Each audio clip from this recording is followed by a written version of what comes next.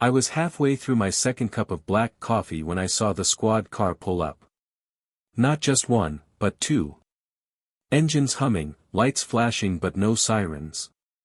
Just that eerie quiet that tells you something's coming. And lo and behold, waddling out from behind a decorative shrub like a Walmart Bond villain, was Karen.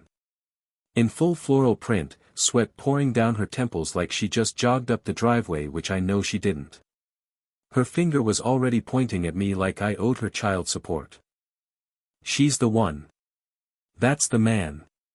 He's spying on us. Arrest him. No, hello. No, good morning.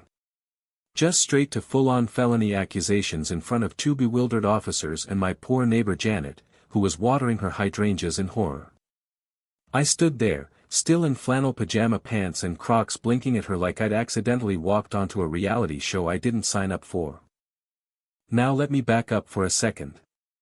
See, I live on the edge of a quiet HOA neighborhood not by choice, but because the land's been in my family since my granddad built the cabin in '63. HOA grew around us like ivy, uninvited and hard to kill.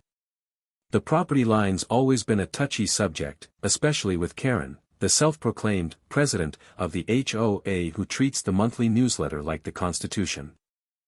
She'd always had a problem with me, said my truck was too militia-looking, my grass was unpatriotic, and worst of all, that my cabin looked suspiciously like a hideout. Which, well, yeah. Because it is one. But she wasn't supposed to know that. I work for a federal agency and I can't say too much, but let's just say I'm the guy who watches the guys you should be worried about. We use the cabin as a low-profile surveillance post. It's legal, sanctioned, and technically invisible on paper.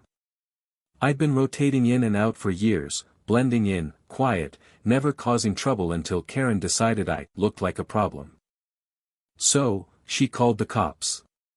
Claimed I had cameras pointed at her kids, which is insane considering she doesn't have any kids. Just a Yorkie that wears sweaters. But I kept calm. I smiled at the officers, gave them my real name, and one of them froze. His eyes widened like he just realized he poked a sleeping bear. Wait. You're Agent M, he muttered. Karen blinked, confused.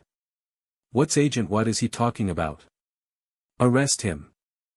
But the mood shifted fast. Real fast. The other officer asked if we could speak privately. I led them inside, Karen trying to follow, until one of the cops blocked her with a firm, "Ma'am, please wait here."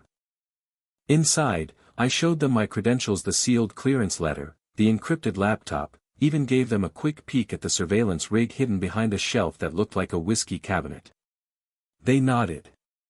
Took notes. Then one of them, the younger guy, chuckled and said, "Honestly, this is the coolest thing I've seen all year." When we stepped back outside, Karen was pacing in front of my porch like a furious substitute teacher waiting to write someone up. "Well, did you arrest him?" The older officer cleared his throat. "Ma'am, you've made a false report. This man is operating under federal jurisdiction. Any further interference could result in charges against you." The look on her face flew.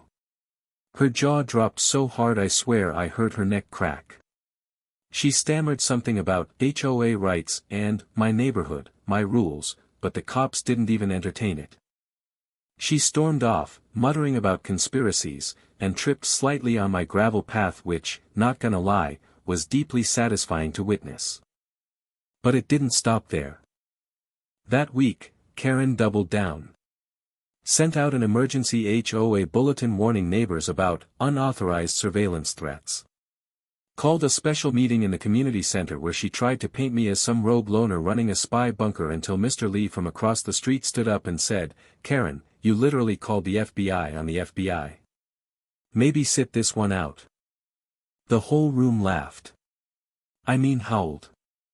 Even her allies, the ones who usually chirp with her about trash cans and leaf blowers, were ducking their heads trying not to smile. 3 days later, she was voted out. Unanimously. They replaced her with Janet, the sweet hydrangea lady who immediately sent out a notice reminding folks not to trespass, and maybe not accuse neighbors of being terrorists without proof. But the cherry on top. A week after that, Karen got hit with a formal lawsuit, defamation, obstruction, the whole 9 yards. From us. The Bureau doesn't play around when someone messes with operations. She'll be lucky if she gets away with community service and not a hefty fine or worse. Now she walks around the block with sunglasses and a hat like she's incognito, but everybody knows. And no one waves anymore. Not even the Yorkie. And me? I still drink my coffee on the porch every morning in flannel pants, Crocs, and the smug knowledge that sometimes karma does show up early. You never really know who your neighbor is. And in Karen's case, she should have minded her own business, because not everything that looks like a cabin is just a cabin. Stick around if you like stories where justice wins and Karens lose, and hit that subscribe button before someone tries to call the cops on you for watering your lawn wrong.